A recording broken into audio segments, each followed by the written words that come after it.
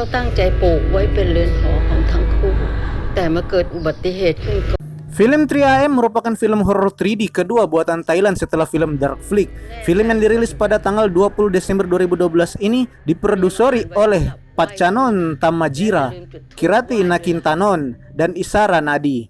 Film berdurasi 90 menit ini menceritakan 3 kisah berbeda dengan benang merah. Setiap kejadiannya terjadi pada pukul 3 dini hari. Oh ya guys, saya ingin mengingatkan bahwa ini bukanlah spoiler atau alur cerita. Karena ketika Anda mendengar alur cerita, itu akan Anda dengar poin-poin penting hingga akhir cerita. Jadi membuat Anda bosan untuk menonton film aslinya. Sedangkan ini adalah sinopsis. Sinopsis hanya menunjukkan garis besar di awal film, sehingga membuat kalian penasaran dan menonton film aslinya. Agar supaya kita tetap menghargai karya film orang lain ya guys. Oke lanjut. Kisah pertama berjudul The Wick. Kisah ini menceritakan mengenai tokoh Wick yang hanya dikelola sendiri oleh keluarga. Diceritakan ayah dan ibu pemilik toko Wick sedang liburan keluar kota dan pemilik hanya diurus atau ditunggu oleh 2 anak perempuan mereka yang bernama Min dan Mei. Sayangnya keduanya tidaklah akur. Min yang selalu disayang orang tuanya selalu bertingkah seenaknya dan tidak pernah membantu mengurus toko. Sedangkan Mei yang giat membantu mengurus toko Wick. Akan tetapi Mei merasa iri kepada Min karena Mei harus selalu menggunakan baju, sepatu, dan pakaian bekas Min. Suatu ketika datang ibu-ibu langganan toko Wick tersebut. Dia ingin menjual sebuah rambut wig panjang. Rambut tersebut langsung ditreatment oleh Mei agar layak untuk dijual nantinya. Tetapi sepertinya ada yang aneh dengan wig ini.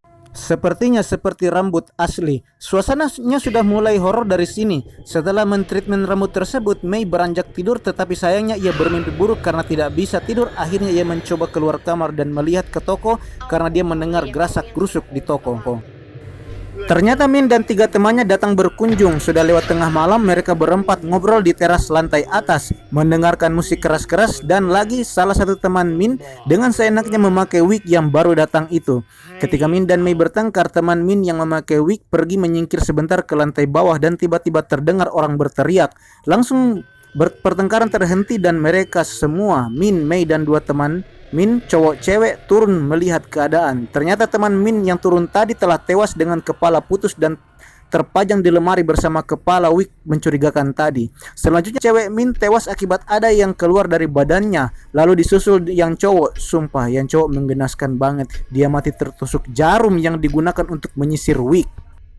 Ketegangan belum selesai, Mei mulai mendapatkan bayangan-bayangan kenapa ini bisa terjadi. Sepertinya wig itu didapat dari rambut orang mati. Sayangnya di sini Mei seperti orang bodoh, bukannya membantu Min mengenai apa yang terjadi, dia malah hanya melamun dan tidak selesai-selesai bicara. Hanya Min, aku, nyemelin banget kan? Akhirnya Min berusaha menyelamatkan dirinya dan Mei, akan tetapi nasib berkehendak lain. Mei yang telah tertangkap oleh hantunya dikunci di dalam mesin pengering rambut. Min yang tidak bisa menyelamatkan Mei hanya bisa menggedor-gedor pintu mesin pengering. Akhirnya mesin pengering tersebut meledak. Mei tidak selamat, tapi Min selamat. Ketika ayah dan ibu pulang dari luar kota, Min langsung menghampiri keduanya. Kok orang tuanya tidak melihat Min?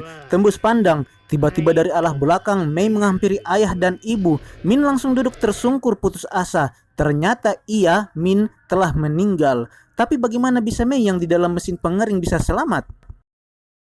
Penasaran? Tonton filmnya. Kisah kedua berjudul The Corpse Bride. Kalau film kedua ini menceritakan mengenai seorang laki-laki yang ditugaskan untuk menjaga dan mengurus kamar pengantin. Tapi seperti judulnya, pengantinnya sudah meninggal alias pengantin mayat.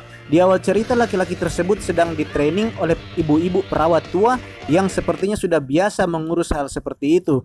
Ibu tersebut mentraining agar menyiapkan 2 makanan untuk pengantin, jangan masuk ke kamar pengantin, dan sebagainya. Tetapi sayangnya seperti pengurus laki-laki agak selengean. Ketika sudah ditinggalkan oleh perawat wanita, si pengurus laki-laki ini malah dengan seenaknya masuk ke kamar pengantin. Ya, walaupun pengantinnya sudah meninggal, tapi kan harusnya dia berpikir kenapa sampai yang sudah meninggal masih dinikahkan dan dibiarin honeymoon lagi. Paling enggak hormati privasi orang mati dong.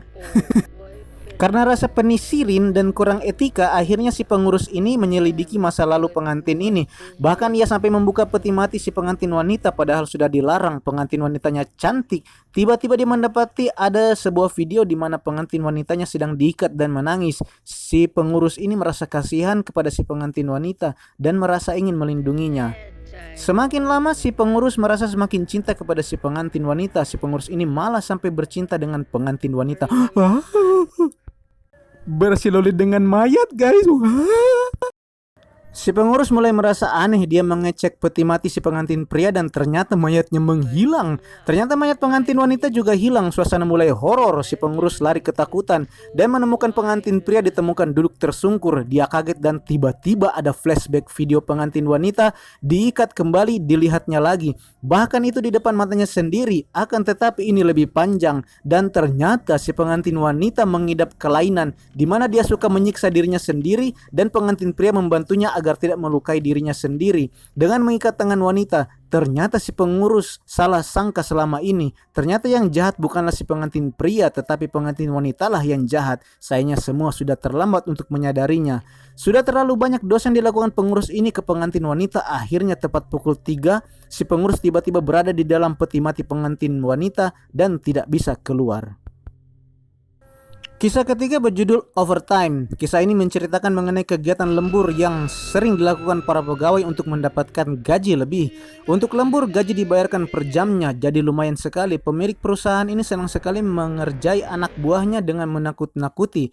Tapi sebenarnya keduanya tidak percaya dengan adanya hantu. Tapi bagaimana jika hantu itu memang ada? Apalagi katanya pukul 3 pagi merupakan jam-jam di mana kekuatan roh, arwah, dan hantu dalam masa kuat-kuatnya. Kisah ketiga ini merupakan kisah paling bagus dan menarik dibandingkan yang lainnya. Oh ya guys, di akhir kata, karena ini channel masih baru, jadi mohon dukungannya untuk subscribe, like, dan komen, share. Terima kasih.